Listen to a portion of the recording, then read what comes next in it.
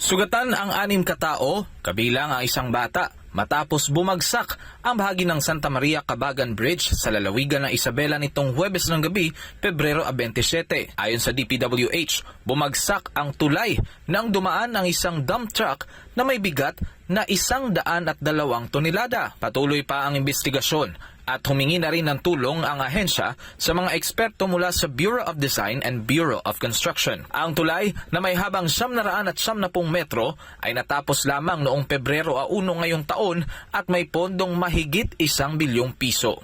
Sa Batangas, natagpuan ang bangkay ng isang Russian diver sa karagatang sakop ng Verde Island nitong Huwebes. Ayon kay Captain Erlan Lapitan ng Coast Guard Station Batangas, 4 na Russian divers ang lumusong sa dagat mula Puerto Galera, ngunit inabutan ng malakas na alon. 2 sa kanila ang nakaligtas, habang ang isa ay nadala sa ospital sa Batangas City, ngunit idineklarang dead on arrival. Nagsagawa ng search and rescue operation ang RBCA de Luna kasama ang PCG upang hanapin ang nawawalang diver. Bandang 6:00 ng hapon, araw ng Huwebes, natagpuan ang katawan nito. Wala ng malay at putol ang kanang braso na maaaring inatake ng pating dahil sa presensya ng mga ito sa lugar.